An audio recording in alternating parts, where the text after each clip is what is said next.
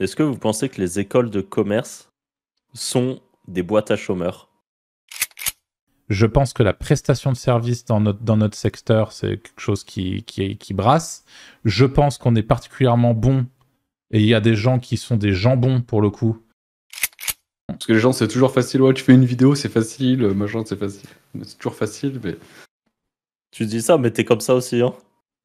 quand, quand tu nous lâches Ouais, ça parfois va. à nous, genre vous êtes des Mongols si vous n'arrivez pas à faire ça, alors qu'il y a 5 minutes on comprenait pas comment le faire.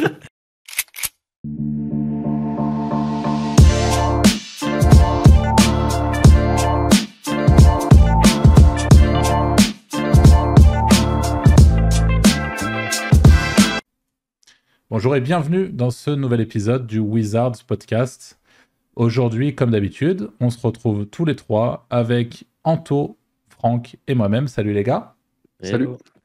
Et on est sur un épisode, notre fameux concept de la question piège. Alors l'objectif, c'est de poser des questions intéressantes. Avant tout, Wizards Podcast, c'est un épisode par semaine depuis bientôt 1 an. On parle de business web, on parle de make money, on parle de soloprenariat, d'entrepreneuriat en ligne. Bref, si le sujet vous intéresse, n'hésitez pas à nous suivre sur nos différents réseaux, y compris sur YouTube et les plateformes d'écoute, évidemment.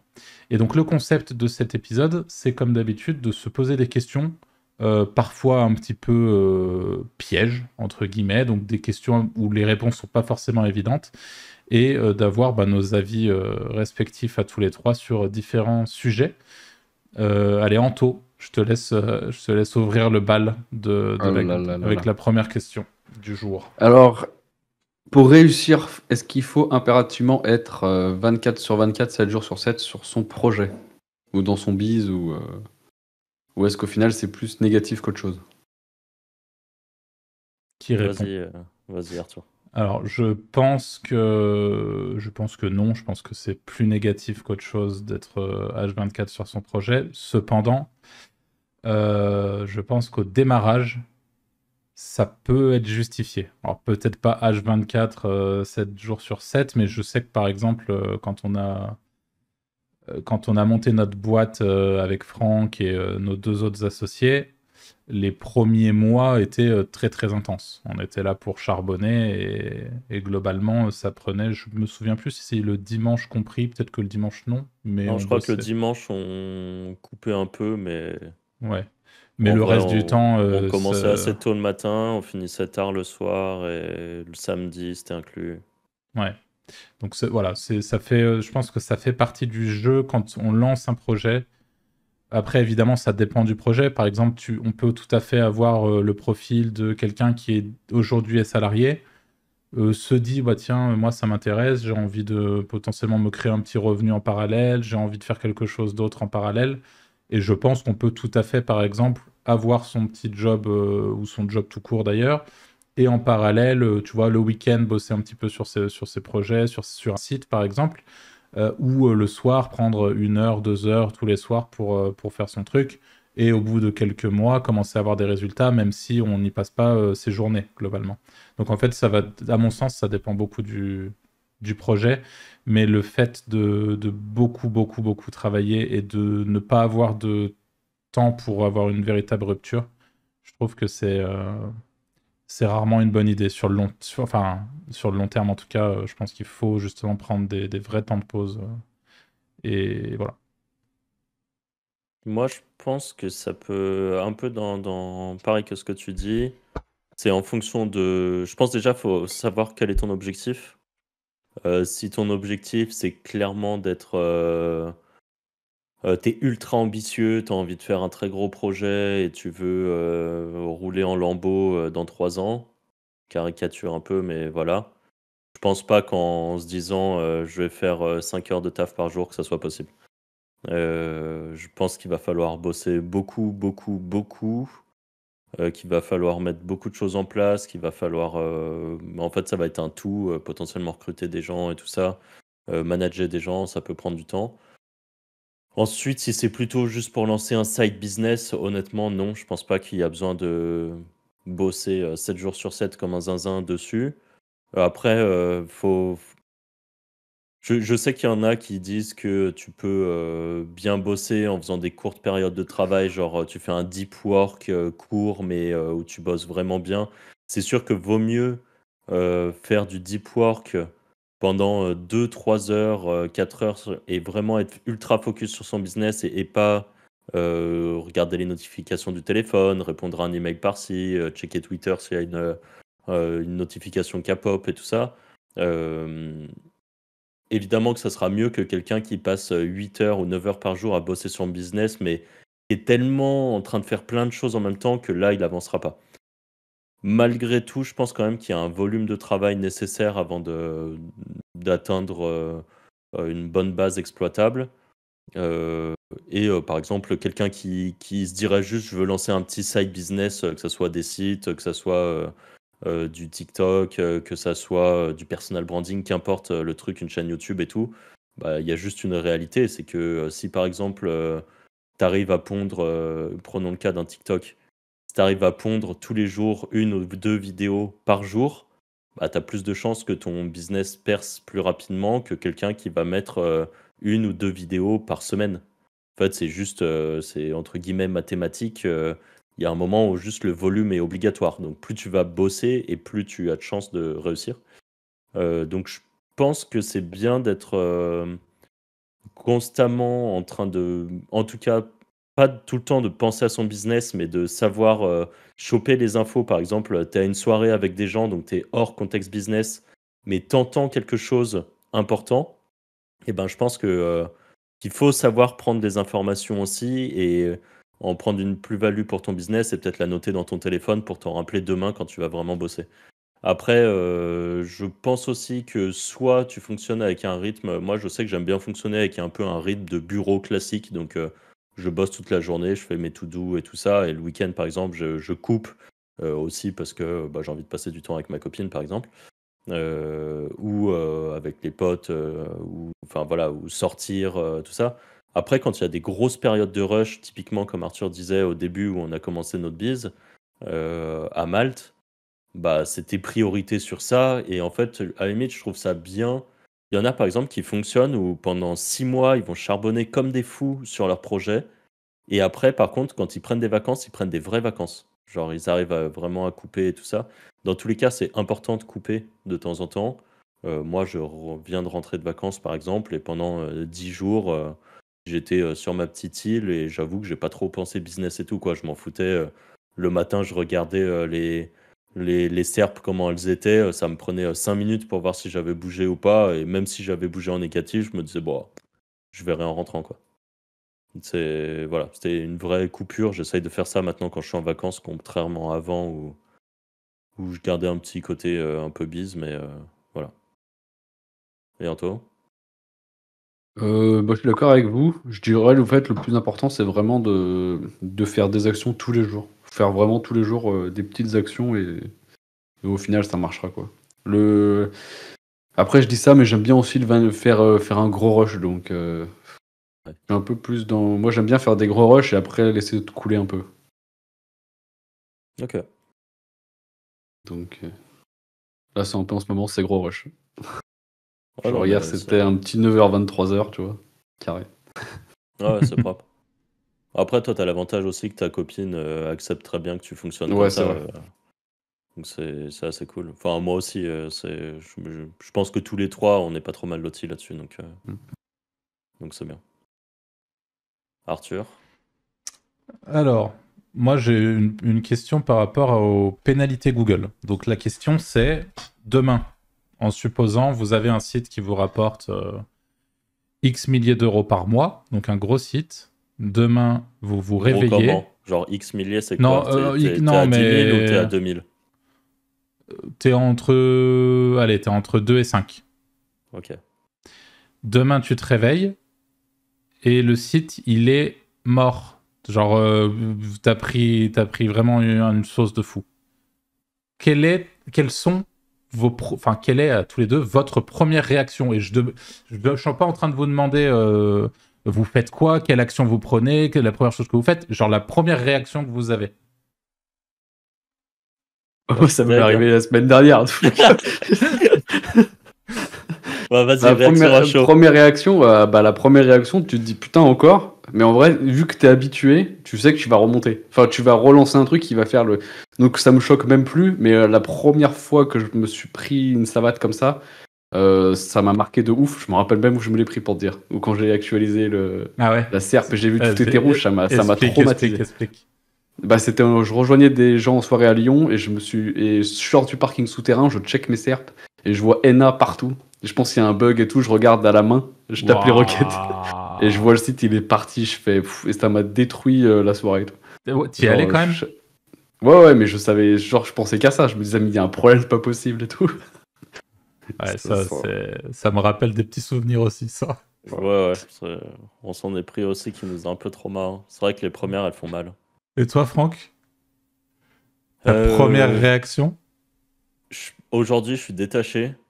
Genre, je me dis. Genre, ouais.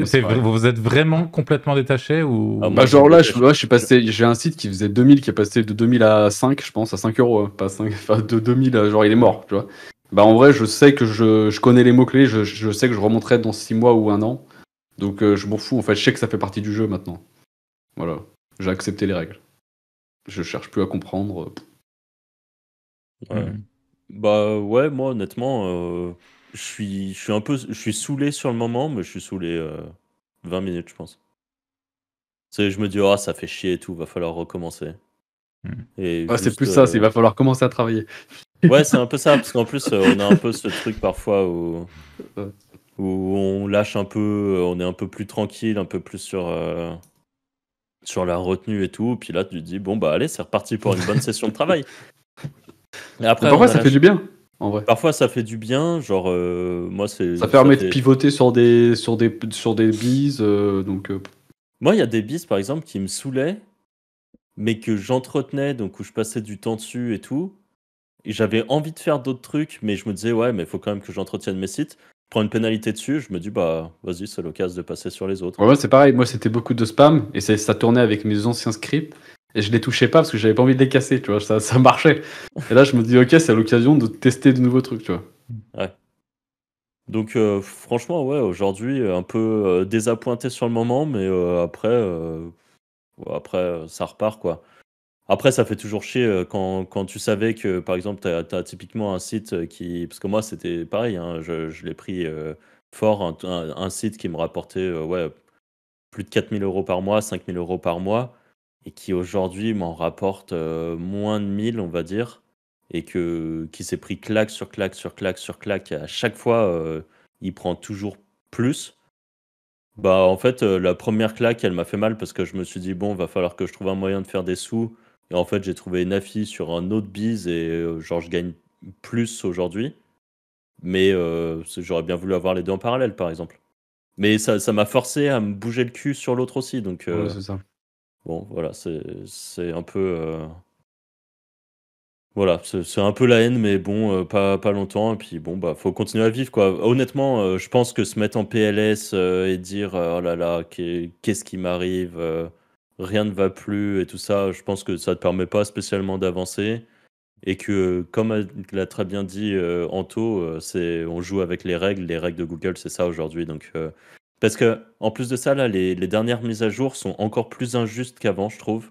Ouais, elles sont Il y a complètement random, il y a Là, zéro. ouais, c'est ça. Là, je trouve ça assez random. Avant, tu le savais, le truc de mal que tu l'avais fait au fond.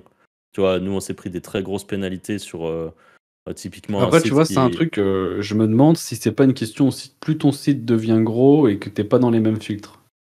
Parce que moi, j'ai certains sites qui sont moyens, genre ils font Et 200 qui clics passe par sous. jour. Ouais, ils passent tout le temps en dessous. Et dès que j'ai des gros sites qui commencent à faire 3, 4, 5 000 visiteurs par jour, j'ai l'impression que c'est pas les mêmes filtres et eux, ils sont beaucoup plus susceptibles au mage. Ouais. Tu vois.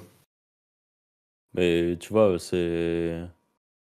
Enfin, un des gros sites où on avait pris une très très grosse claque qui nous a fait très très mal quand on était à Malte, mais c'était un site qui faisait enfin plusieurs milliers, beaucoup de milliers d'euros chaque mois. Bon, tu sais aussi que tu as ton biz, tes employés qui vivent dessus. Là, ça te met une Ouais, c'est sacrée différent aussi, je PLS. pense. Ouais. Là, c'était assez dur. Aujourd'hui, en solopreneur, c'est un peu différent. Mais en plus de ça, on savait ce qu'on avait fait qui fait qu'on s'était fait démonter. On avait joué avec les lignes, c'était un peu Black Hat dans les méthodes, dans les trucs comme ça. Bon, bah voilà, on a pu en profiter pendant longtemps, on a gagné beaucoup d'argent avec. Il y a un moment, tu te prends la tatane, tu te prends Ouais, la voilà, moi tatane, c'est c'est le pareil, jeu. c'est des sites, c'est full cloqué, c'est de la bouillie, je sais que je vais pas tenir indéfiniment, tu vois. Ouais, Garde voilà. les fesses pour que ça tienne longtemps, mais C'est ça, bah, tant que tu passes les patchs, c'est assez cool. voilà. Mais tu vois, du coup, ça, c'était avant.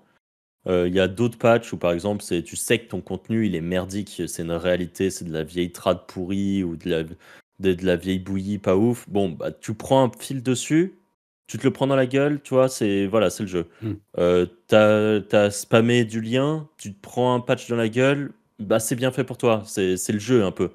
Mm. Par contre, là, il y a des sites, et il y a des gens avec qui on discute, des gens qu'on connaît, ou des gens du Discord d'ailleurs, où on a lu. T'as des gens, ils ont tout bien fait. Enfin, on n'a pas vu les sites, mais en tout cas, ils font ce que Ah, tu nous, l'as on vu le préconise. cas de Selecto là? Oui, par exemple, bah, Selecto, honnêtement, pas mérité. Je comprends que ça casse les couilles des gens que un site comme ça rank, mais bon, eux, ils se sont quand même mis à vraiment tester les produits. Voilà, Ils ont tu les vois. photos des produits, ils ont des vidéos des produits. Enfin, il y a un moment où le produit, tu l'as testé. Tu peux pas non plus mettre un certificat validé par quelqu'un pour dire oui, il a bien testé le produit. Franchement, Selecto, à leur place, je comprends qu'ils aient la haine, tu vois. Mm. Eux, à tous les patchs, ils se font démonter. À tous les patchs, ils font mieux, toujours mieux, et ils se font quand même démonter après. C'est pas légit, je trouve, et il y a des gens qui sont sur le Discord apparemment, qui avaient des bons EAT, qui avaient des chaînes YouTube avec des milliers d'abonnés, qui avaient des newsletters avec des milliers d'abonnés. Tous des trucs qui prouvent que t'es un vrai business et que tu fais les choses bien, et qui se prennent quand même des claques. Et là, par contre, c'est pour ça que je trouve que les derniers patchs, honnêtement, ils sont un peu border. Bah, depuis juin là, c'est. Moi, je trouve Moi je depuis trouve que l'année c'est depuis dernière, hein. cet été. Ah ouais, moi je trouve que c'est depuis cet été. Moi, je trouve déjà l'année dernière, il y avait des trucs un peu bizarres, Mm. des sites qui méritaient pas toujours de prendre la claque et qui la prenaient, et qui, au contraire, ceux qui sont favorisés, parfois, sont des sites plus dégueux que les tiens, tu vois. Plus dégueux qui, en vrai, mériteraient pas vraiment de monter, et eux qui montent parce que, genre, ils ont acheté beaucoup plus de liens, en plus de ça, des liens bien dégueux, mais juste, ils ont un volume de RD, tu vois, un truc tout con, mais moi, mes liens que j'achète, j'essaye de les faire à peu près clean. Donc, c'est-à-dire, j'achèterais du lien, ou par exemple, je fais du ninja linking sur des thématiques liées. Par exemple, je vais prendre le cas de la santé, mais je vais acheter sur des sites santé, je vais aller sur des forums liés à la santé et des trucs comme ça. Et tu as des concurrents qui font des vieux liens sur des trucs de voiture, ou des vieux généralistes qui parlent de tout et n'importe quoi. Juste, ils ont, je sais pas, genre moi j'ai 100 RD. Eux, en un an, ils vont te pondre 500 RD et ils montent. Donc en fait, d'un côté, tu as ça, et en fait, t'as aucun. Tout le monde a son petit truc qui marche à un moment, puis un truc qui descend, parce que là, du coup, je dis ça, tu te dirais, bah ok, t'as qu'à acheter un max de liens comme un bourrin. Mais du coup, il y a aussi des gens qui se prennent une pénalité parce que eux, ils ont trop de liens un peu sales, et du Ouais, coup, ils bah se ouais. prennent des claques. Et en fait, sur chaque SERP, il y a des anomalies, il y a des trucs bizarres qui montent, il y a des trucs bizarres qui tombent. Il y a BFM et des sites comme ça qui prennent des requêtes avec des contenus dégueulasses et qui pop là à ta place. Enfin, que des trucs alors que toi, tu as un site ultra thématisé sur un sujet. Enfin, c'est. Ouais. Et je trouve ça. Je crois qu'on l'a déjà dit un peu dans d'anciens podcasts, mais aujourd'hui, le SEO, il y a une recette qui marche, mais tu as un côté gamble un peu dessus. Et Anto, tu disais que toi, pour chaque fois que tu lances un site, tu en lances trois, tu prends le meilleur Ouais. et tu pushes dessus. Ouais. Bah là, il y a un nouveau biz que je lance. Et ben là, j'ai trois noms de domaine sur le sujet. Je vais lancer les trois et celui qui prendra le mieux, ça sera mon chouchou, quoi. Et puis les deux autres serviront de backup au cas où. Et puis voilà, c'est vraiment. Ouais, aujourd'hui, je pense que c'est parce qu'on a passé plus les vagues de pénalités, donc on est moins choqué quand on se fait taper. Arthur, je suppose que c'est à peu près pareil, non? Ou ça te tilte toujours? Ouais, ouais, non, non, c'est à peu près pareil. C'est juste que pour le coup, ça fait longtemps que j'ai pas pris une grosse start, moi. Après Malte, j'avais été un peu trauma par ce qu'on avait pris quelques fois. Je pense que ça avait un peu contribué aussi au fait que je m'étais pas remis tout de suite à l'édition. Et là, je me suis remis à l'édition, mais j'ai fait en sorte Enfin, tu vois, j'ai beaucoup de trucs de vente de liens. Ça se pète la gueule. Bon, ça me fait chier, mais c'est pas... Enfin, voilà, c'est pas la fin du monde. Quand t'as des gros sites qui commencent un peu à tabasser et tout niveau revenus, c'est vrai que c'est plus gênant. Là, récemment, on en a parlé. On a tous plus ou moins pris l'histoire de la désindexation de certaines pages. Et je vous avais dit que moi, enfin, dans un des derniers podcasts, je vous avais dit que je m'étais rendu compte que ça m'était arrivé aussi. Et au final, j'ai essayé de faire ce que tu avais fait, Franck. Avec Quentin, on a essayé de réindexer la page. Enfin, via la Search Console, ça n'a pas fait bouger grand-chose. Enfin, il s'est rien passé. Par contre, du coup, Quentin a repris le contenu de la page en désoptimisant un petit peu. Alors après, qui sait si c'est ça ou pas, franchement, on n'en sait rien. Mais en tout cas, le contenu de la page a été changé. On a changé SC, et boum, on a repris nos positions, mais instant. Hein. C'est NA et directement premier, quoi. Ah Il ouais. n'y a pas de... Donc, très bizarre. J'ai essayé, fais voir, attends, j'ai essayé sur le... Non, je suis pas revenu. Moi. T'es pas revenu On du sent tout? un changement de contenu? Ouais. Qu'est-ce que t'as fait? T'as désoptimisé ou t'as juste... Changé complètement le contenu, je l'ai refait entier. Ok, parce que là, de notre côté, c'était un contenu justement qui était optimisé à coup d'optimisation sémantique avec des tools, bien comme il faut, bien machin. Là, il y a eu une grosse désoptimisation, moins de mots. Bah, Quentin, il m'a dit que vous êtes passé de 1500 à 500 mots, non? Ouais, voilà. C'est remonté, mais instant, quoi. Hein. Le truc a été indexé et c'est repassé instant. Ouais. Peut-être pas dans la typologie de la SERP. Enfin, je vais tester, je vais essayer de l'enlever. Enfin, de faire pareil. Mais... Parce Ouais, que moi, c'est ça, des tu me anciens diras. sites avec le fameux pavé dégueulasse en fin de page. Ok. Je vais essayer de le cut.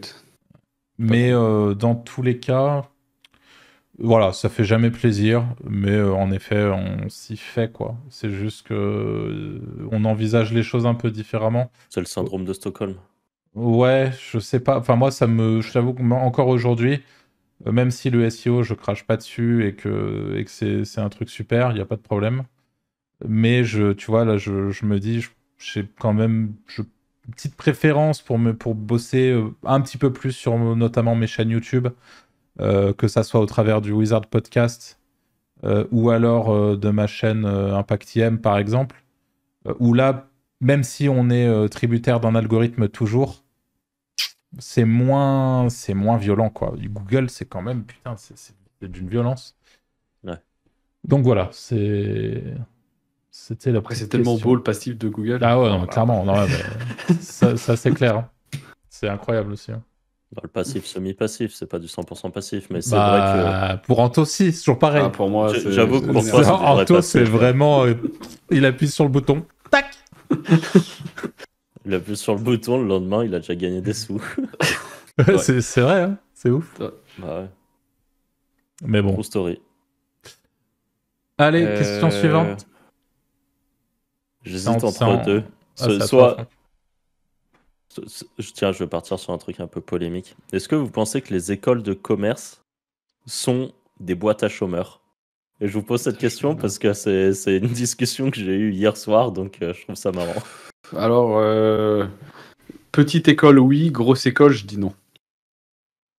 Voilà. Petite école de commerce, pour toi, c'est un scam. Enfin, et genre petite, j'en sais HEC, rien. c'est bien. Ouais, enfin, en fait, le seul truc que t'achètes là-dedans, je le vois avec les gens qui les ont fait, que je connais, dont un qui a fait une très très grosse. En vrai, t'as un réseau, c'est extraordinaire. En fait, t'achètes le réseau. Ok. Clairement, moi je trouve. Par contre, ouais, faire des petites écoles, je pense que c'est un peu random parce que t'achètes rien en fait, t'achètes un espèce de titre qui vaut rien. Et t'as pas le réseau non plus parce que l'élite va dans l'élite, donc va dans l'école d'élite. C'est vrai que Voilà. c'est joliment résumé. Ouais, bien dit, je suis assez d'accord. C'est un peu compliqué comme question parce que je pense qu'en effet, une petite école de commerce, alors typiquement, j'en ai fait une. Bon, ça m'a regarde, pas... t'as été jury, c'était dans une école de commerce là où t'as été jury pour... Ouais, bah, c'était mon ancienne école. Ouais. Ok. Ah, et concrètement, ça crée pas des génies, quoi. C'est pas ouf. Après, c'est en fait le truc aussi, c'est que est-ce qu'on peut jeter la pierre aux élèves en l'occurrence Tu vois, typiquement, c'est une pote à moi qui donne les cours de web marketing. Elle a 17 heures de cours dans l'année. Donc évidemment que, à part si tu as des gens passionnés par ces sujets-là, évidemment que ce qui sort à la fin, c'est pas le feu, tu vois. 17 heures de cours dans l'année, c'est beaucoup trop peu. Donc en fait, le problème, c'est pas nécessairement l'enseignement, c'est tout ce qu'il y a autour. Enfin bref. Et pour la partie école de commerce, de toute façon, moi j'ai un avis qui est sans doute très très biaisé au niveau des études. Moi, en l'occurrence, mes études, elles m'ont servi à strictement rien. Je le dis haut et fort, que ça soit mon école de commerce, ma fac de psycho. Ça m'a servi à une chose, c'est tout l'aspect social, où j'ai rencontré des gens géniaux. En tout cas, j'ai vécu des expériences top avec des potes, etc. Donc pour ça, c'est chouette. Et pour moi, c'est vital. Donc je regrette absolument rien pour autant. Mais les études en tant que telles, ça m'a juste cassé les couilles, quoi. C'est vraiment du collège jusqu'au post-bac. C'était un calvaire de bout en bout. Il n'y avait rien de positif, ça m'a juste fait chier. Et les seuls trucs qui aujourd'hui me servent, c'est ce que je disais dans l'un des derniers podcasts. C'est con, mais c'est des trucs que j'ai appris sur des MMORPG. Donc j'ai appris une partie de beaucoup de choses sur des jeux vidéo qui incluait l'aspect économique, qui incluait l'aspect social, qui incluait énormément de choses. J'ai appris beaucoup là-dessus. J'ai appris par mes interactions sociales et j'ai appris par le fait que je suis comment on dit déjà quand on autodidacte. Donc je me passionne de plein de choses. Je fais des mini-obsessions en permanence. Je pense qu'on est un peu pareil tous les trois là-dessus. C'est-à-dire d'un coup, je m'obsède pour un truc, je charbonne sur ce truc pour essayer de comprendre et je me renseigne. Hop, après, je switch sur autre chose, je me renseigne sur autre chose. Et en fait, comme ça, j'apprends pas mal de choses. Et ce qui fait que, avec le temps, j'ai acquis plein de compétences, j'ai fait mes propres expériences, je me suis planté. Par contre, si je peux juste revenir sur ce qui, je pense, est un point positif, par exemple, au stage, aux alternances, aux choses comme ça, choses qui, pour le coup, dans une école de commerce, peuvent être incluses, c'est qu'aujourd'hui, tu vois, je pense que ça serait bénéfique pour moi presque d'aller un mois ou deux bosser dans une agence et de voir concrètement comment ça se passe à l'intérieur. Parce que je pense, et je fais que de le répéter sur ce podcast, et je sais qu'on n'est pas nécessairement d'accord là-dessus, je pense que la prestation de service dans notre secteur, c'est quelque chose qui brasse. Je pense qu'on est particulièrement bon, et il y a des gens qui sont des jambons pour le coup, et qui facturent des sommes astronomiques à des entreprises alors qu'ils sont éclatés. Par contre, ce qu'ils savent faire, c'est facturer, c'est faire des PowerPoint, c'est faire machin. Et ça, pour le coup, je sais pas bien le faire. Je sais pas pricer correctement une prestation, je sais pas comment closer un client sur de la prestation de service. Et ça, au quotidien, je ramasse parce que je fais des conneries, que quand j'ai des occasions justement pour closer des clients, je dois pas être assez bon sur de la prestation. Donc voilà. Et ça, pour le coup, je pense que c'est quelque chose que tu apprends en agence. Et j'en ai eu un peu la preuve hier, c'est-à-dire que même si sur la partie stratégique web marketing, les élèves que j'ai vus, c'était pas incroyable ce qui sortait en termes de stratégie pure et dure, mais encore une fois, je leur jette pas la pierre, ils ont pas énormément de cours sur le sujet. Typiquement, un truc qui m'a fait halluciner, c'est que il y avait 4 groupes différents, donc c'était des groupes de 4 élèves à chaque fois, et aucun n'a parlé d'intelligence artificielle au sein de leur stratégie, de leur truc et tout. C'est quand même ouf, quoi. Et Ouais. j'aurais. Ils savent que ça existe ou pas? Ouais, quand même. Mais c'est incroyable, je trouve. Là, aujourd'hui, on n'a plus le droit de faire comme si ça n'existait pas, surtout sur des problématiques web marketing. Tu parles de stratégie, tu parles de trucs, tu es obligé de parler d'IA. Tu peux pas faire autrement. Sinon, putain, c'est que tu es déjà un méga boomer à 18 ans, quoi. Ouais. Donc, ouais, ça, voilà, ça fait partie du truc. Donc, pour répondre, je pense qu'une école de commerce en tant que telle, une bonne école, encore une fois, peut sans doute apporter du réseau, mais quoi qu'il en soit, je pense que le réseau peut se construire en dehors d'une école aussi. Et une école un peu pérave, ça va dépendre de chaque étudiant en fait.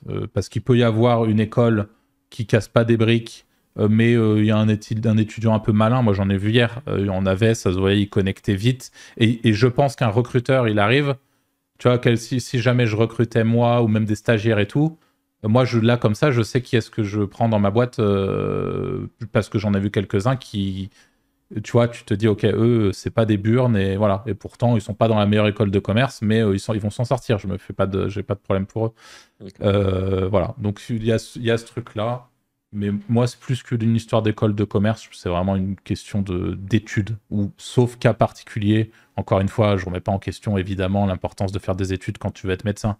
Enfin, il y a des trucs, mais dans nos business à nous, du web, je suis pas convaincu. En tout cas, pour mon cas, franchement, à part certaines petites choses à régler, je suis pas très convaincu. Ok. Et toi? Et bah moi du coup j'en ai parlé hier donc j'ai des arguments mais globalement les écoles de commerce c'est des endroits à part alors du coup je vais prendre pas les très grosses écoles de commerce genre HEC et tout ou là ou les SEC enfin je sais plus lesquelles c'est mais t'en as qui sont très grosses et qui pour de vrai c'est vraiment comme l'a dit Anto c'est de l'élite entre élites qui fait que du coup tu as un réseau d'élites et qui seront PDG dans des boîtes, qui auront les contacts pour faire des levées de fonds de fou pour leur truc et tout. Et là, c'est sûr que très gros réseau, et dedans, tu peux trouver un intérêt, on va dire. Petite école de commerce où on t'apprend, où on te vend en plus de ça, genre venez, ça va vous coûter 10 000 € l'année, mais vous inquiétez pas, à la fin, quand vous allez sortir, ça sera des salaires à 45K l'année et tout. En fait, la désillusion, parce que la réalité, c'est que moi, c'était le cas dans l'école que j'avais fait. Au début, on nous expliquait que dans notre métier, on allait être payé des trucs genre 35 000 ou 38 000 ou 40 000 € à l'année, ce que pas dégueu concrètement quand tu sors d'une école. Et il y a un prof, je me rappelle très bien, qui pendant les cours avait dit, mais vous croyez vraiment que vous allez toucher ces salaires-là si vous êtes à 22K, vous serez déjà content. On divise par deux quasiment, hein. Hmm. Et la réalité, c'est que la plupart des gens qui sont sortis de mon école, qui n'était pas une école de commerce, hein, qui était une école de web en général, et qui c'était l'alternance qui payait, donc c'est pas moi qui payais mon école, donc je me suis pas trop senti rouler dans la farine. Mais si j'avais payé, je pense que j'aurais été peut-être un peu plus deg. Euh, Concrètement, tu sortais, tu vois, la plupart des gens, je crois enfin, ceux avec qui je suis resté en contact, ils font pas vraiment ce qu'on a appris dans l'école. Il y en a beaucoup qui sont sortis, qui trouvaient pas de taf ou qui ont trouvé des tafs qui étaient vraiment hors du biz. C'est limite s'ils sont pas allés devenir vendeurs en supermarché pendant quelques temps, le temps d'essayer de trouver un taf en agence ou un truc du web et tout. Et c'est comme ça que je vois aussi les petites écoles de commerce. Pour moi, honnêtement, petites écoles de commerce, petites écoles d'ingé, petites écoles en général, tous ces trucs où on te vend monts et merveilles, par exemple les écoles d'e-sport, mais pour moi, c'est vraiment, voilà, soi-disant, on t'apprend. En fait, toutes ces écoles-là, je trouve que c'est un scam pour de vrai. Je pense que le business des études est un business en De or. fou. C'est Incroyable, je c'est- pense. c'est un truc de fou. Et en fait, il y en a qui ont bien compris cette méta-là, qui montent des écoles un peu thématisées, qui font payer très cher. Et par exemple, école de l'e-sport, c'était bien parce que du coup, tu vendais. En gros, tu as des gamins qui jouent à Fortnite, qui te disent je veux devenir joueur professionnel ou monter une équipe professionnelle ou un truc comme ça. Et tu as des mecs qui ont compris qu'il y avait ça qui existait et qui ont dit vas-y, on lance une école d'e-sport, par exemple et qui font payer je sais pas combien de milliers d'euros en disant aux parents oui, c'est quand même un marché qui est en pleine expansion et en plus de ça, vos enfants ils vont apprendre des compétences genre montage vidéo et tout, ce qui est vrai, ça peut être intéressant, mais c'est pas targeté sur quoi que ce soit. C'est des gamins qui du coup ont un peu de compétences dans plein de trucs et à la fin, ils cherchent des métiers dans l'e-sport et la réalité c'est que même si le jeu vidéo et l'e-sport est quelque chose qui grossit, c'est pas forcément, je pense, quelque chose qui recrute fort actuellement. Et pour moi, ça, c'est un peu. C'est des petits scams, quoi. C'est du petit scam, mais avec des. tu prends 40 élèves à 10 000 € l'année, bah, c'est pas dégueu en fait, hein, tu as fait un joli CA quand même, hein. Et ça, je sais qu'il y en a qui sont spé dans, monter plein d'écoles. Il y a des gens qui montent plein d'écoles comme ça en boucle, sur des thématiques ou des pseudo-écoles de commerce ou des je sais plus comment on appelle ça, mais, pour les gens qui n'ont pas été pris dans certaines écoles, ou dans des certaines prépas et tout, ils font des espèces de trucs un peu alternatifs à côté, où tu as, par exemple, pas un master, mais tu as, un truc diplômant, mais qui est pas vraiment un master et ça permet de dire sur ton CV que tu as fait des études, mais en fait, ça sera jamais, je pense aussi bien que soit une vraie expérience, soit d'arriver en fait et de dire, tu prends 2 cas, tu prends un élève qui a déjà monté un petit business, qui a déjà gagné de l'argent sur, internet ou en local, qui allait faire du porte-à-porte pour gagner des sous ou un truc comme ça, qui a l'air déterminé, ou un élève qui juste a fait ses, 2 stages qu'on lui demande de 6 mois, mais qui à côté de ça, fait pas grand-chose. Honnêtement, je pense qu'aux yeux d'un recruteur, à part s'il vient d'une grosse école, mais s'il vient d'une petite école un peu, peu connue, Mais bah, tu te j'ose espérer que souviens, c'est tu te souviens à Malte comment on recrutait?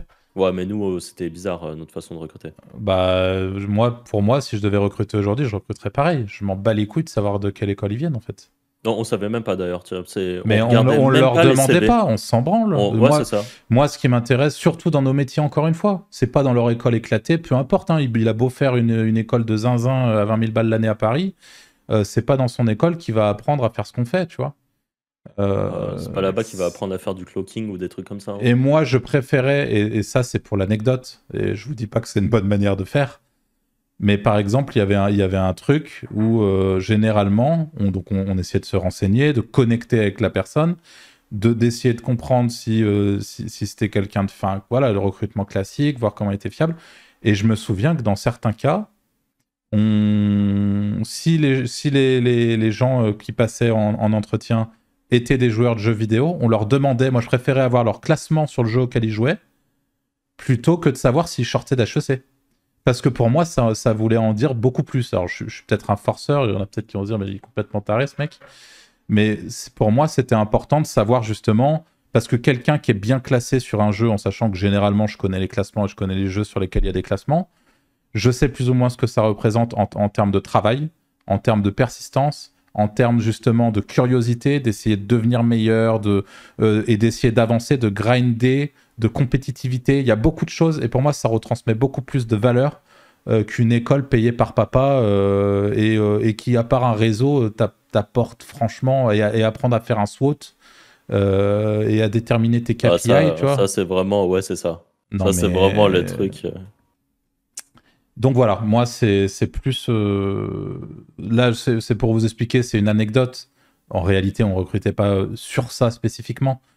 Mais pour moi, ça a plus, enfin, ça en disait long sur la personne en face de moi. Et je préférais justement les tester directement, voilà, avoir un échange et de savoir d'où ils venaient, je m'en tapais. Par contre, je pouvais avoir un très bon profil qui sortait d'HEC, bah, tant mieux, c'est super. Ça veut pas dire que je crache sur les gens qui sortent d'HEC, mais ça veut dire que je m'en fous en fait. Et je sais que les écoles ont encore beaucoup d'importance aujourd'hui dans beaucoup de milieux, et c'est sans doute un gage de qualité. En réalité, je préfère sans doute avoir quelqu'un chez moi qui a fait HEC qu'une école éclatée. C'est aussi une réalité, hein, mais c'est pas mon critère premier, quoi. Ça ne serait pas mon critère premier aujourd'hui, en tout cas. En tout. Ouais. Petite De quoi? question. Ah, petite question. Alors, tac. Quelle est selon vous la compétence la plus sous-estimée dans le business en ligne? Le copywriting, je dirais. Ouais, c'est vrai que c'est une bonne compétence. Sous-estimé, je sais pas si c'est sous-estimé en vrai, mais. Ouais. Copywriting pour Arthur. Moi, j'aurais dit l'emailing, mais Est-ce que c'est pas un peu pareil c'est un finalement? peu pareil, ouais, je pense. Ouais, j'aurais dit ça. Je pense qu'en tout cas aujourd'hui, c'est, je pense, un des... En fait, je pense que tout le monde ne peut pas être copywriter, tu vois. Enfin, je pense que tout le monde peut devenir développeur, par exemple. Enfin, je veux dire, tu apprends un langage, tu codes. Le copywriting, je pense que ça nécessite pas mal de petites choses. Et ouais, vas-y, Franck. En fait, je change ma réponse. Ouais, c'est quoi? Le CRO, je pense. L'optimisation des conversions. Ouais, ok. Je pense que ça, c'est vraiment sous-estimé. Que ce soit pour les e-com, que ce soit pour l'affiliation. Même moi, je sais que c'est pas forcément top ce que je fais, mais un e-com qui est vraiment bien foutu, optimisé pour les conversions, gagnera vraiment beaucoup plus d'argent que un truc avec le bouton ajouter au panier qui est trop bas. C'est trop dur de comprendre comment changer les quantités que tu veux prendre ou le goût du produit ou des trucs comme ça. Et je pense vraiment que quand tu arrives à faire un très très bon CRO, je pense que c'est une vraie très grosse et bonne compétence. Et clairement sous-estimée, je pense. Ok. Manteau. Moi, j'aurais dit copywriting aussi. Ah ouais, Je trouve c'est marrant, que mais vous trouvez vraiment que le copywriting c'est sous-estimé? Moi j'ai l'impression que sur Twitter, il y a un mec sur deux qui fait du copywriting. Tout le monde est copywriter, j'ai l'impression. Ouais, ouais, mais un bon, tu vois. Tu gagnes à 1000 trucs un peu au goût du jour, mais en vrai, il y a faire du copywriting et faire du copywriting, ouais, je pense. Et c'est sous-estimé parce que je pense qu'il y a beaucoup de gens, tu vois, qui justement s'improvisent un peu copywriter dans leur business. Et je pense que quand je dis sous-estimé, je pense genre, tu penses que c'est pas un truc qui va changer ton biz, mais si tu le gères bien, c'est vraiment un truc qui peut t'envoyer sur la lune. Ouais. Je sais pas, moi j'ai vraiment je pense que je dois être matrixé avec ça, mais j'ai vraiment l'impression que tout le monde est conscient que le copywriting est important et tout, mais pas dans notre petit monde de SEO parce que les gens écrivent que pour C'est vrai. Google, mais j'ai l'impression que dans le monde de l'infoprenariat, du e-com, quand même un peu, de la vente de prestats de services et tout, j'ai quand même l'impression que les gens sont conscients quand ils veulent pas écrire pour Google, quand ils font des pages, j'ai quand même l'impression que les gens sont plutôt conscients que choisir les bons mots et tout, c'est important. Je dis pas que tout le monde arrive à le faire, hein. C'est clairement pas, mais je sais pas, moi, je trouve ça marrant que vous choisissiez ça. Mais bonne Bah, en réponse, vrai, hein, je pense que c'est parce qu'on est. Moi, peut-être que je suis. En fait, vu que sur Twitter, j'aime bien le copywriting, je suis pas forcément bon à ça, mais par contre, je suis énormément de copywriters. Et du coup, je vois les commentaires et tout passer, et j'ai l'impression que. Je pense que je suis dans un microcosme sur Twitter de gens du copywriting qui se répondent ou de gens qui, eux, ne sont pas copywriters, qui ont par exemple des e-commerce ou des trucs comme ça, mais qui répondent aux mecs du copywriting. C'est-à-dire qu'ils sont conscients que c'est important, je trouve, vu que tout le monde a l'air de discuter entre eux. Enfin, pour les landing pages, pour les trucs comme ça. Donc, ouais. Alors, si. Bon, je comprends ce que tu veux dire. C'est que le fait que le copywriting n'est pas si peu connu que ça, etc., pas forcément sous-estimé. Si je devais répondre autre chose sans forcément redévelopper sur l'autre truc, ça serait sans doute l'automatisation et le fait justement en interne d'être capable d'automatiser des process dans son business et potentiellement, du coup, ça va un peu ensemble à mon sens, mais utiliser l'IA pour le faire. Ça, pour moi, c'est sans doute encore sous-estimé. Il y a de plus en plus de gens qui en parlent, mais ça fait partie des trucs qui... Si, je donne un exemple concret, après je pense qu'on va passer à la prochaine question. Là, moi, en ce moment, j'ai une partie de mon business sur l'édition de site. En édition de site, mon boulot, c'est de créer du PBN. C'est quelque chose dont je parle pas mal dans la formation, notamment qu'on a fait avec les Wizards. Mais le PBN, pour moi, aujourd'hui, c'est fort. C'est l'une des manières de faire du lien sans que ça soit du lien éclaté, à mon sens.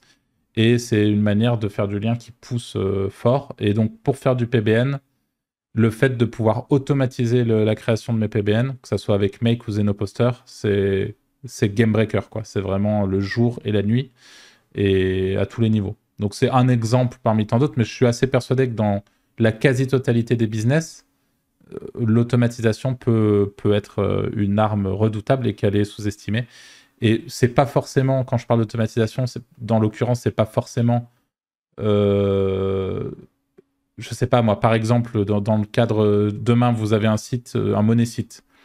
Vous vous dites, qu'est-ce que je peux automatiser ? toutes les semaines, vous envoyez des commandes de texte à un rédacteur à Madagascar ou à un rédacteur en francophonie. Je pense que la solution, si c'est un monnaie site auquel vous tenez, c'est pas nécessairement de claquer de l'IA à tout bout de champ sur votre monnaie site. En tout cas, moi, je vous le recommande pas ou je vous recommande de le faire de la bonne manière. Par contre, ce que vous pouvez faire, c'est automatiser la création de briefs, automatiser l'envoi directement au rédacteur, automatiser regarder justement, lui envoyer les concurrents, extraire les mots-clés, checker le KGR de chaque mot-clé, et donc faire un espèce d'export, créer des briefs pour les mots-clés exportés, et de manière assez pertinente comme ça, envoyer ça à votre rédacteur. Et vous gagnez un temps considérable, vous êtes plus efficace, et pour autant, vous flinguez pas votre site en faisant du chat GPT dégueulasse sur 100% de vos contenus. Voilà. Pour moi, ça fait partie des trucs sous-estimés pour répondre autre chose que le copywriting. Comme ça, on a copywriting, CRO et automatisation. Et voilà. Je sais pas si... Et d'ailleurs, petit coup de pub pour Johanny, mais pour l'automatisation, c'est quand même le boss qu'on connaît et qui donc a une chaîne qui s'appelle Brainbot sur YouTube et qui est vraiment cool et qui montre vraiment de façon applicable comment il automatise plein de trucs. Donc voilà, et qui aura une conférence au Wizard Event où, pareil, en direct, il nous montrera des templates, enfin des automatisations pour faire du make money. Donc voilà, c'était petit shout-out, comme on dit. C'est à moi, non, la question? J'ai un doute. Ouais, je crois, ouais. Si vous pouviez claquer des doigts et avoir un tool IA qui fait absolument ce que vous voulez, pour, entre parenthèses, pour un business web, qu'est-ce qu'il ferait? Il fait beaucoup de trucs ou pas? Genre, il peut faire ce que je veux? Ouais, je verrai ta réponse, mais ouais, dans l'idée, ouais, toi, tu vas forcer, toi. Ah, je veux pas forcer, mais c'est un truc qui me crée de A à Z des sites en IA, mais avec du contenu IA qui ressemble pas à du contenu IA. Genre vraiment... Bon, en gros, ça serait un énorme zéno que je suis incapable de faire qui... genre, je lui dis, je veux monter un site sur le sujet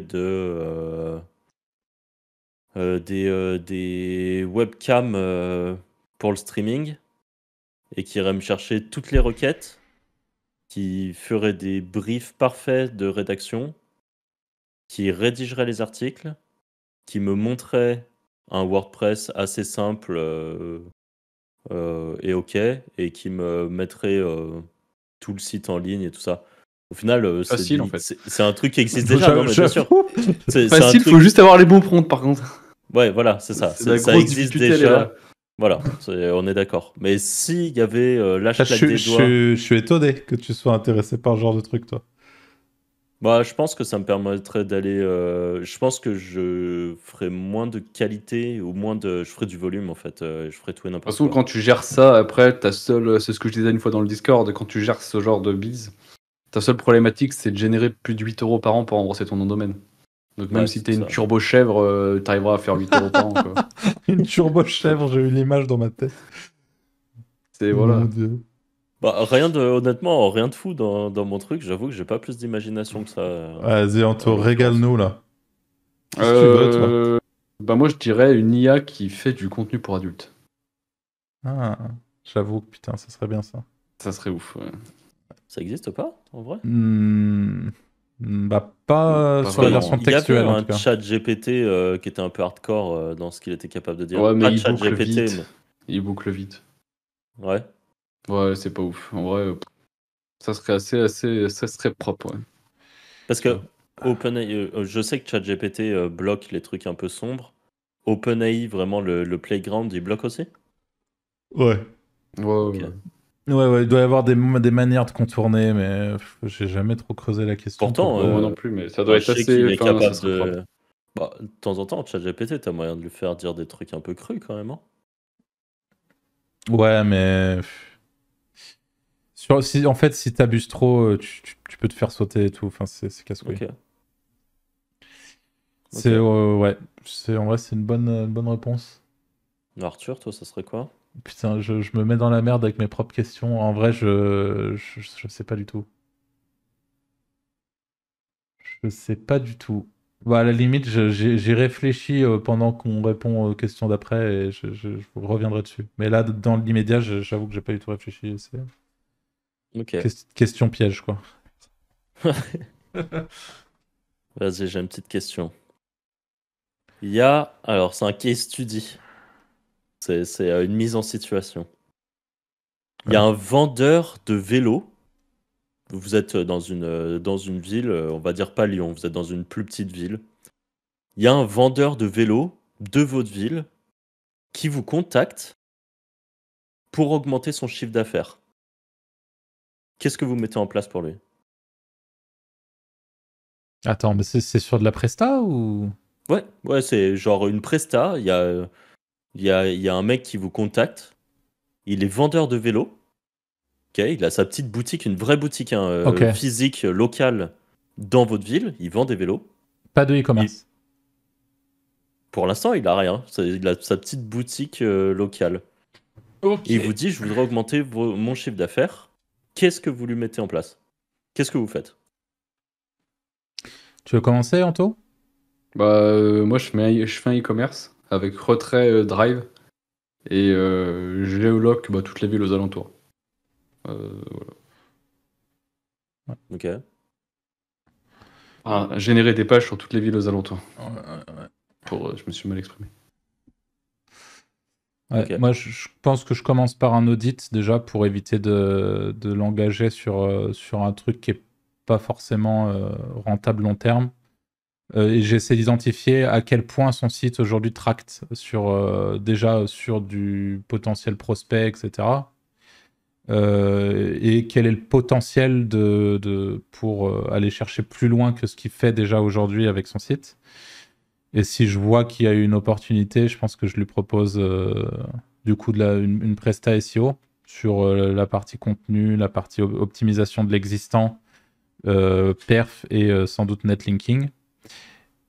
Et potentiellement aussi, pourquoi pas, si j'arrive à créer une vraie connexion avec le mec en question, pourquoi pas lancer, lui mettre en place du coup le fameux e-commerce de la même manière qu'Anto, mais en lui proposant d'installer un plugin d'affiliation par exemple, et donc d'améliorer ses ventes via l'affiliation avec une commission, que ça soit pour moi mais potentiellement, tu vois, en supposant soit sur une partie consulting, ça fait partie des choses que je pourrais lui recommander, par exemple, d'aller s'inscrire soit sur des networks, soit d'aller essayer de contacter des potentiels sites qui parlent de vélo.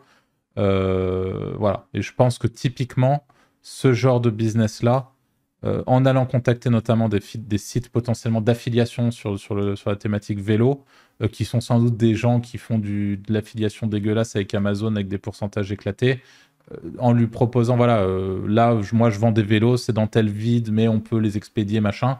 Vous avez une commission qui est bien plus intéressante et tu peux récupérer comme ça du trafic. Et potentiellement, pourquoi pas, en fonction du budget, également faire de la publicité sur la partie locale. En vrai, c'est le truc le plus efficace et court terme. Mais la stratégie d'Anto, attaquer le local sur le e-com, c'est sur les villes environnantes et tout, c'est ce qu'il faut faire sans aucun doute pour la partie web. Ok.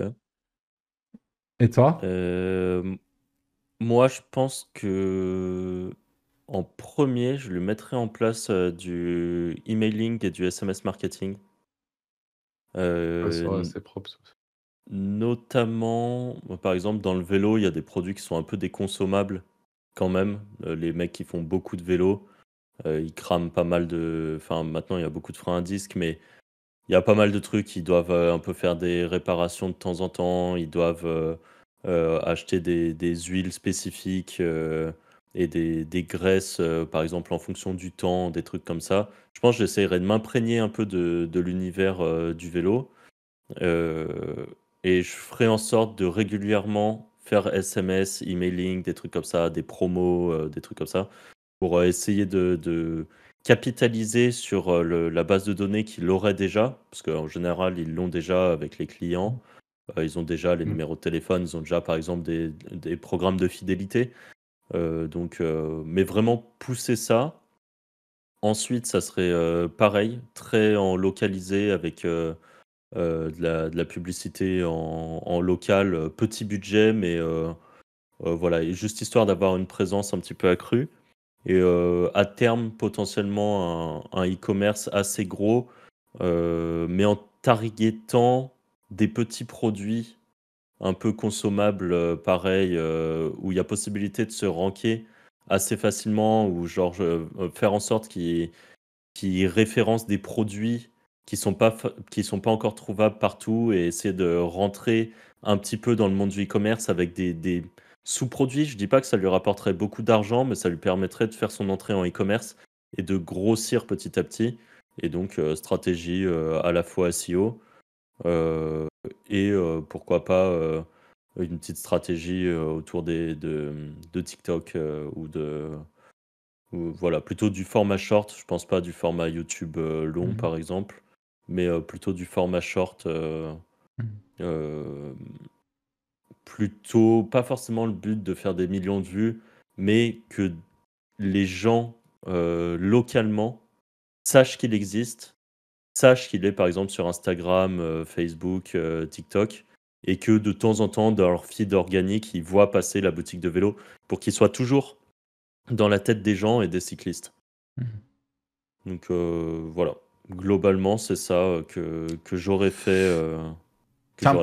Ça me fait penser à une question. Est-ce que là, typiquement par rapport à ce que tu viens de dire, Franck, en supposant qu'il y ait, par exemple, il y ait de multi-réseaux sociaux, Instagram, toute la clique, est-ce que vous utiliseriez l'IA, par exemple, pour partir d'un contenu existant? Donc, exemple, nouveau contenu sur le blog, et de manière, si vous saviez le faire, hein, on se part de ce principe-là, et de manière automatique, décliner le contenu du blog en post LinkedIn, en post Instagram, en post, et faire vivre les réseaux sociaux de manière automatique, ou alors il faut absolument, selon vous, avoir une stratégie dédiée à chaque réseau?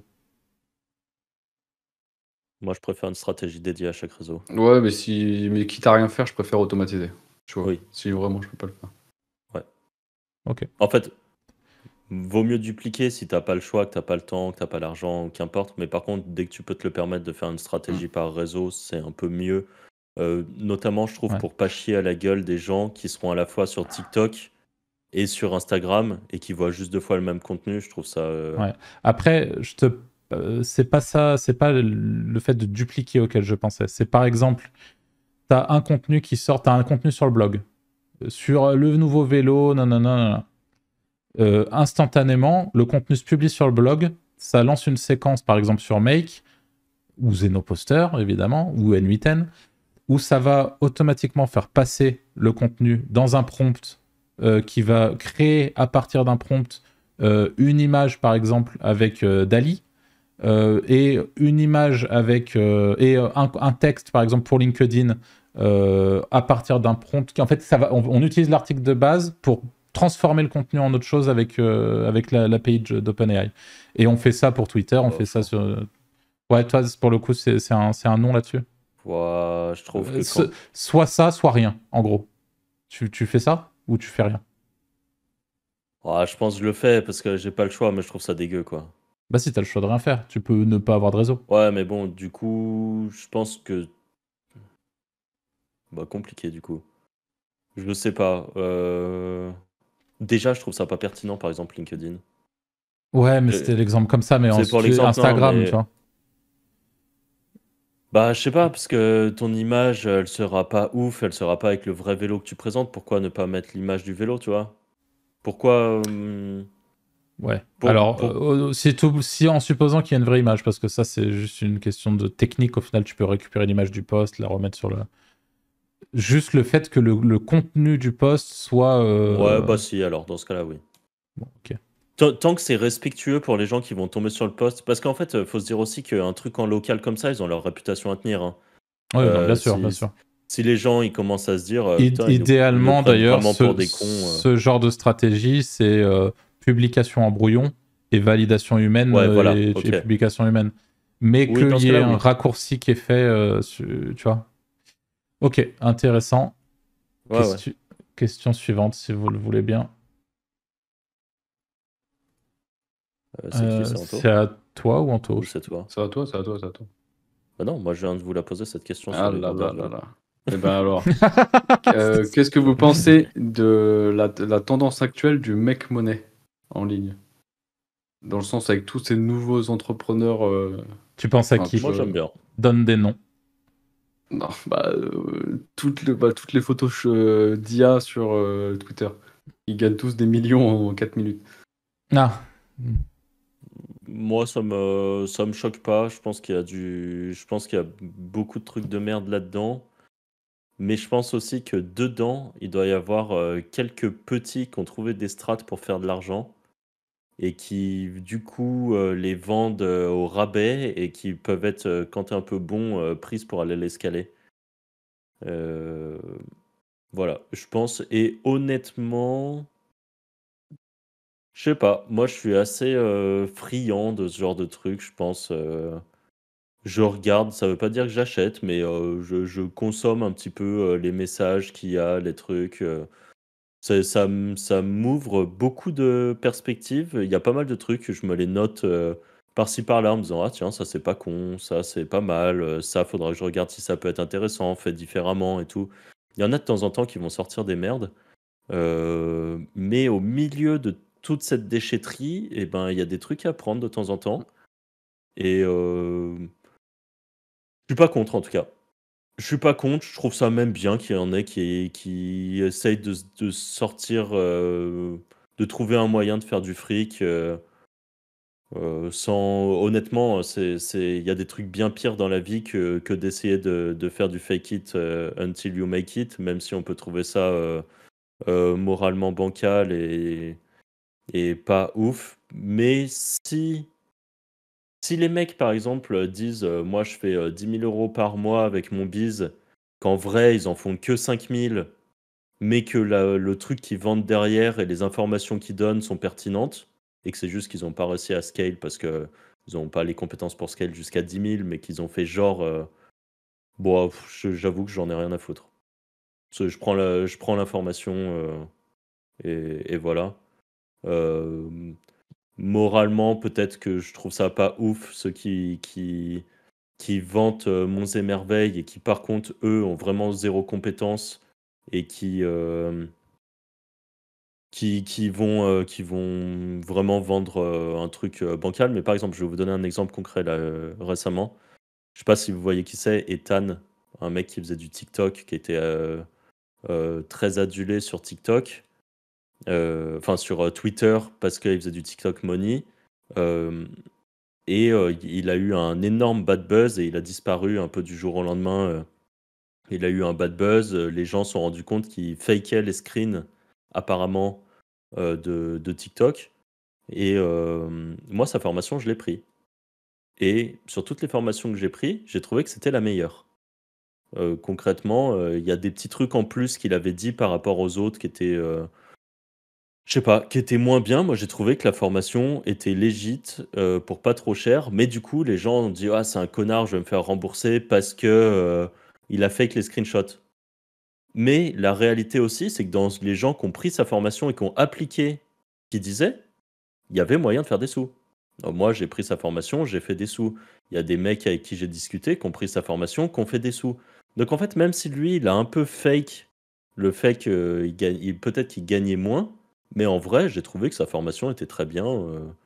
Elle était OK. Et voilà. Peut-être que même si au pire, il a pris une formation US, qu'il l'a traduit, bah tant mieux, c'est le jeu, tant mieux pour lui. Il a réussi à faire des sous avec ça.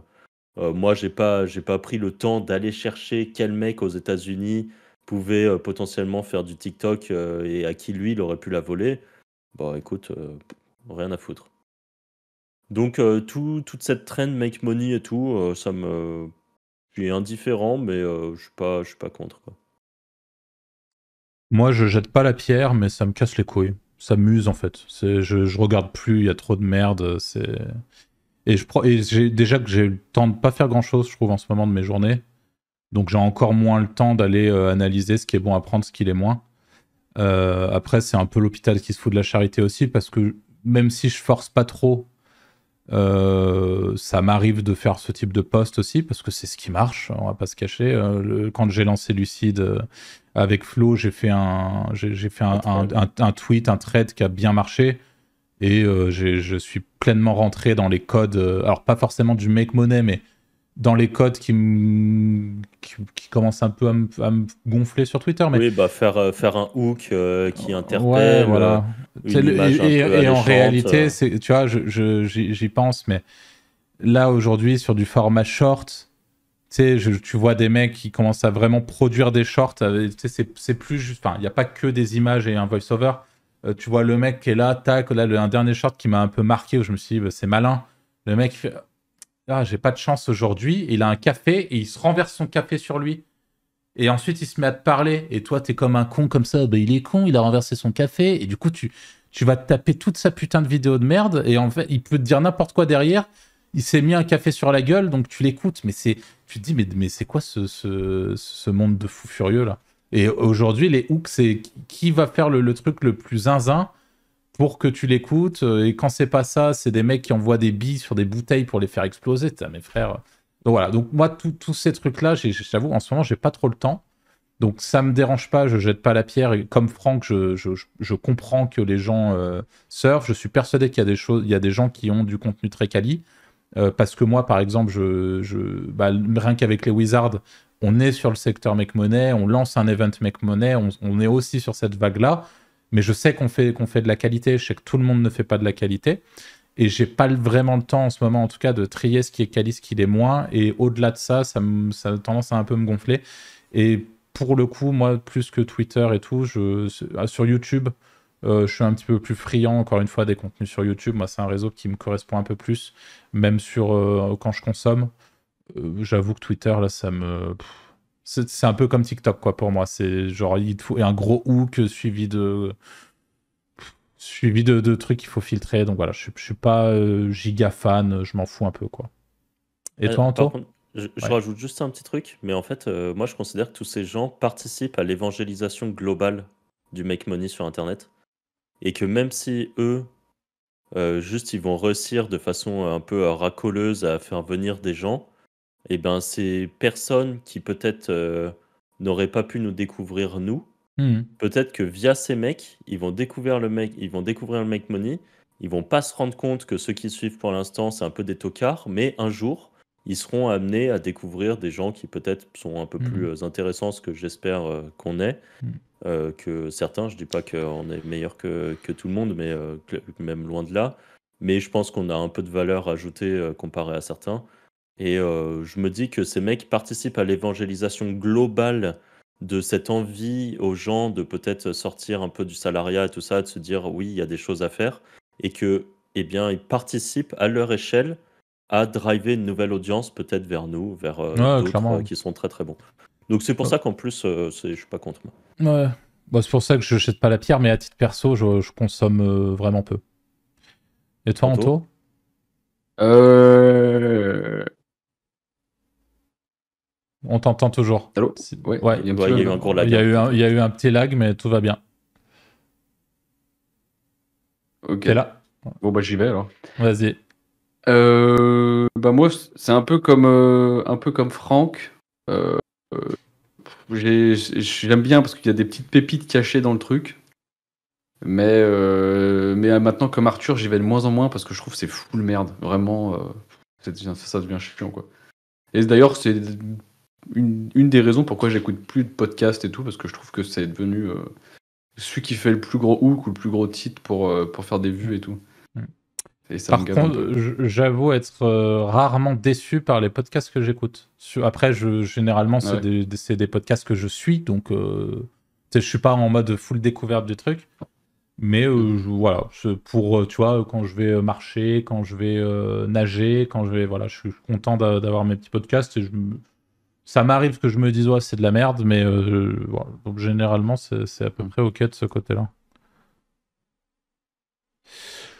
C'est à qui, messieurs? C'est à Ah, moi? toi, je crois.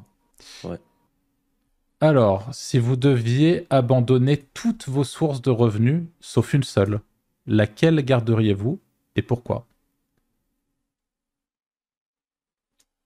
Bon, un peu question piège, parce que moi, j'ai qu'une seule source de revenus, c'est l'affiliation. Donc, je gagne des sous qu'avec ça. J'ai Ok. que des sites d'affiliation, donc je suis obligé de la garder. Ouais, j'avoue. Bon, bah, Anto, t'es dans le même cas ou après je Bah peux pareil, poser j'ai une que autre. de la fille. Eh ben, excusez-moi, messieurs, je vais vous poser une autre question. Alors, c'est quoi pour vous le cliché le plus qui vous embête le plus sur la partie business en ligne? Ah bah, revenu passif. Clairement, le cliché que tu branles rien et ça tourne tout seul.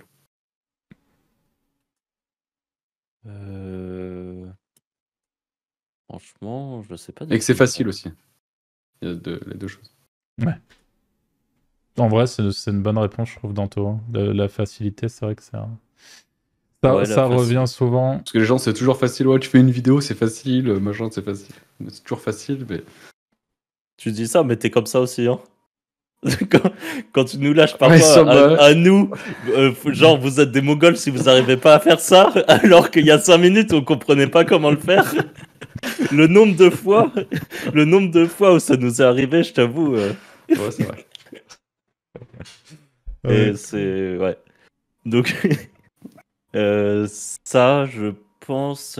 Sinon, j'essaie de trouver un truc différent, mais business en ligne. Je pense, si, il y en a qui te disent que ça va être rapide, ton arrivée de résultat, et je pense que ça peut être rarement le cas. Qu'importe le business en ligne. Les trucs genre gagner tes X milliers d'euros en 1 mois et demi, 2 mois, 3 mois, je pense que c'est possible quand t'es déjà un mec un peu smart avec des compétences diverses et variées. Mais quand t'es vraiment un full random, full noob, même en prenant une formation, je pense que tu pourras, mais que soit tu es très bon, soit tu as vraiment pris la formation et que tu as réussi à vraiment bien l'ingurgiter, quitte à la regarder plusieurs fois pour vraiment bien l'apprendre et que tu as vraiment réussi à mettre en application et que là, ça pourra marcher. Mais je pense que globalement, des gros chiffres rapidement, c'est peu probable. Des petits chiffres rapidement, c'est tout à fait possible, clairement. Et des chiffres qui, du coup, commenceront petits et seront voués à évoluer et à monter. Et ça, c'est clairement possible. Que ça soit, par exemple, SEO, affiliation, mais du YouTube, du TikTok, des trucs comme ça. TikTok, c'est peut-être le seul truc où tu peux faire des gros sous dès le début, sur un peu un coup de chance. Mais en général, tu auras quand même cette phase d'apprentissage qui va faire qu'au début, tu vas faire des vidéos qui vont te rapporter 10 balles avec la TikTok Money. Tu te dis, ah ouais, pas mal, j'ai gagné 10 euros. Et en fait, tu auras compris un petit tricks et les trucs, les semaines d'après, tu auras implanté, tu feras des vidéos qui te rapportent 20 balles. Et en fait, de temps en temps, tu auras vraiment compris le truc et tu auras régulièrement des vidéos qui tapent entre les 300 et 500 euros de revenus par vidéo. Mais avant d'en arriver là, je pense qu'il y a une grosse phase d'apprentissage. Donc le côté facilité, comme disait Anto, et aussi le côté ça sera rapide. Et je pense que tout le monde peut gagner de l'argent sur Internet, vraiment. Je le crois au plus profond de moi, et c'est pour ça que depuis toujours, j'essaye un peu de faire en sorte que des Même, gens... même en complément de revenu, tout le monde peut le faire, tu vois. Ouais, voilà, Franchement, t'en exactement. vivras peut-être pas, mais t'en feras. Tu pourras facilement, même si tu connais rien, en soi, tu fais une chaîne YouTube, t'es passionné de pêche, tu fais de l'affiliation Amazon sur la pêche, tu feras tes 100 ou 200 euros par mois ou Ouais, des petites choses comme ça, tu vois. il Et y en a vrai, plein de gens... ça peut changer des vies en soi, hein. Mais bien sûr, 200, 300, 400 euros par mois. il y a plein de gens de ma famille, ça fait 10 ans que je fais du web, ça doit faire 8 ans qu'il y a des gens de ma famille qui voient ce que je fais, qui comprennent à peu près dans les grandes lignes ce que je fais, et à qui je dis depuis tout ce temps-là, si demain tu fais ce que je te dis, que je t'apprends, que je te donne des ressources et tout ça, je dis, je sais que tu pourras gagner au moins, et je donne pas un chiffre qui est énorme, mais je dis au moins un complément de revenus de 300 euros par mois. 300 euros par mois, il y a plein de gens pour qui c'est beaucoup. Quand tu as une petite vie, par exemple, quelqu'un qui gagne du 1500 euros par mois, un petit 300 balles de plus, quand même, c'est pas dégueu. Et ça, moi, il y a plein de gens, que ce soit des amis, que ce soit de la famille, Ouais, à mais qui. est-ce qu'ils le font du coup? Non, Ils le font Bah pas. non, C'est bah bien ça non, qui me saoule. Et du coup, c'est pour ça que même si tout le monde pourrait, la réalité, c'est que si on prend en compte ce paramètre où les gens ne font pas les choses, bah en fait, tout le monde ne peut pas. C'est ça le truc. Ouais, c'est vrai. C'est Non, tout les gens. le monde est en capacité de le faire. Ouais, en Je dis pas que capacité de le faire. tout le Ouais, monde est mais en capacité de gagner de l'argent. est-ce que ta capacité de le faire, c'est pas aussi le faire tout court, tu vois, c'est ça. Moi, pour moi, ça fait partie du truc. Parce que justement, Ouais, je me suis pour le coup, je suis trop pas- fait chier avec mes potes, justement, de mon ancienne école de commerce, où pendant des mois, je disais, ah ouais, mais regarde, c'est bidon, regarde, A plus B, 1 plus 2 égale 3, tu vois. Et non, ils le faisaient pas, tu vois. Donc en fait, même si au fond, tout le monde a les capacités peut-être mentales pour le faire, Oui, parce c'est que... Mais les gens ne le font pas pour autant, quoi. Et vraiment, t'as des gens... Tu leur donnes tout, tu leur dis ça va te prendre 1 heure, ben c'est trop long pour eux, tu vois. Oui, c'est ça. C'est ça. Enfin, Mais voilà, du coup, bref. mais c'est quand je dis tout le monde a les capacités de le faire, c'est que tout le monde a je sais pas, le QI pour le faire. Enfin, tout le monde est capable de faire ce qu'on fait. Oui. C'est pas de la magie, honnêtement, ce qu'on fait. C'est Ouais, quand t'as la recette. Ce qu'on fait, tout le monde, je sais pas. Je dis pas que Non. c'est difficile, mais de là à Non, dire mais que tout le monde peut le faire, je suis pas sûr. Si, reprenons le cas, t'as quelqu'un, toi, t'es capable, parce qu'en plus de ça, c'est pas tout le monde n'est pas capable de le faire si on lui donne pas les ressources pour le faire. Mais moi, demain, je dis à quelqu'un, je t'aide, ça te prend 1 heure par jour, et moi, je t'aide à le faire. Là, honnêtement, je pense que tout le monde est capable de le faire. Ouais, Ouais. c'est sûr. C'est clairement, c'est du PL, quoi. C'est vraiment, c'est du babysitting. Tiens, prends le biberon et vas-y, c'est parti. Enfin, c'est trop simple. Et ben pour autant, les gens le font pas. Et je pense que c'est de la flemme. C'est ce que je disais dans l'autre podcast. Pour moi, les gens sont des flemmards. Ouais. Je sais pas, c'est sans doute qu'on est passionné. C'est comme ça que je l'expliquerai, en vrai. C'est que nous, on est passionnés et que la majorité des gens, tu vois, ils disent, ouais, mais il n'y a pas que le travail dans la vie, tu vois. Et ce qui est vrai en soi, mais nous, on le voit pas nécessairement comme ça. Donc, bah nous, on travaille parce qu'on kiffe ça et qu'on kiffe ce qu'on fait et que ça fait partie de nos passions. Là où certaines personnes sont peut-être passionnées par d'autres choses ou pas passionnées du tout, mais peut-être que la personne à qui tu essaies de dire, ouais, mais je prends 1 heure par jour avec toi ou 1 heure par semaine avec toi pendant 6 mois et je te jure, tu gagneras ça. Mais en fait, ça se trouve, cette heure-là, il préférera aller, je sais pas moi, faire du tennis, quoi. Et le travail, il en a déjà ras le cul parce qu'il bosse déjà toute la semaine et que machin, tu vois, j'en sais rien. Mais dans tous les cas, même si je suis d'accord dans le fond que tout le monde est psychiquement capable, je pense que tout le monde n'a pas envie, en fait. Parce que, Ouais. en tout cas, moi, moi, ça fait longtemps que j'ai arrêté d'essayer de convaincre tout mon entourage de me suivre dans mes délires parce que je me suis rendu compte que ça m'usait à blanc, quoi. C'est vraiment... tout le monde n'a pas envie, et c'est pas grave, c'est comme ça. Ouais. Mais à trop essayer, c'est frustrant. Je fais la last question. Vas-y, on fait ça. Alors, aujourd'hui, est-ce que vous préférez avoir, vous avez le droit qu'à un truc, 100 000 euros en cash, 100 000 euros en immobilier en France, ou 100 000 euros en actions et ou ETF sur un PEA? Moi, j'ai ma réponse. Moi, je prends 100 000 cash. Hein. Et moi, action. Oh, les deux autres trucs, c'est des bulles. Ok, toi tu prends action, Anto 100 000 cash. T'en fais quoi? Ouais. 100 000 cash, en vrai, bah, des autres, j'aurais pas investi dans les deux autres parce que c'est des bulles. En vrai, je le remets tout sur Internet, je pense. Pas peut-être. Si on me les offre, ouais, je serais prêt à les perdre, en fait. Je tenterai un gros truc. Tu vois. Ok. Et toi? 100 000 cash aussi.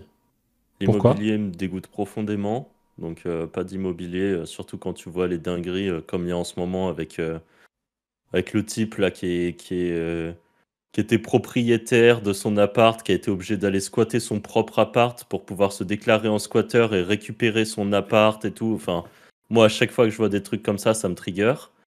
Donc, immobilier en France, je serais incapable de le faire. Je dis pas que c'est pas rentable, je dis pas que c'est un bon moyen de gagner de l'argent sur le long terme, tout ça. Mais juste, moi, humainement, c'est pas possible. J'ai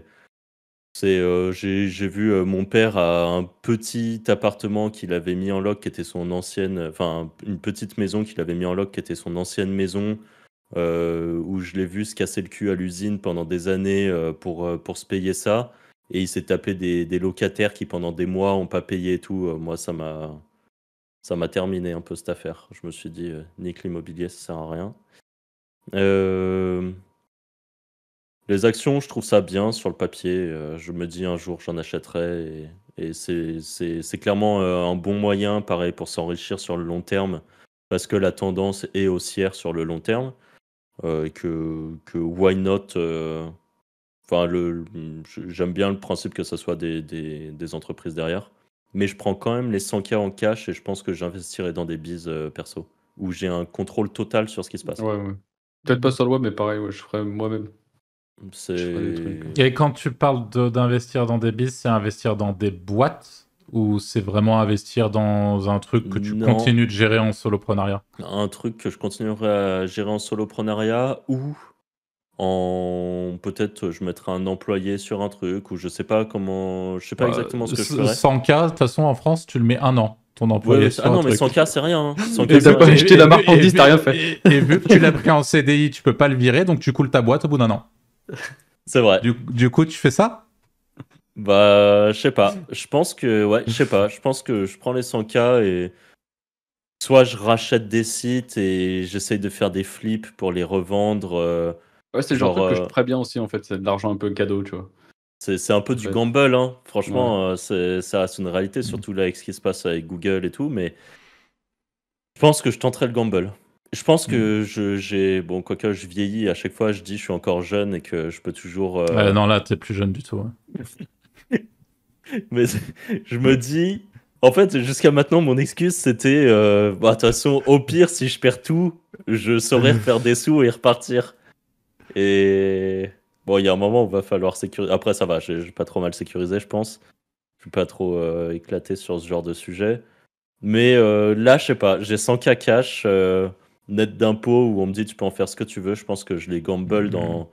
Enfin, j'essaye de les faire fructifier fort en faisant de l'achat-revente de sites, en améliorant des trucs, ou en lançant un gros projet sur lequel j'ai la main totale et où j'essayerai de partir sur des trucs vraiment. Je prendrais de la presta pour bien gérer le YouTube, je prendrais de la presta pour bien gérer les TikTok pour que moi j'ai pas à le faire.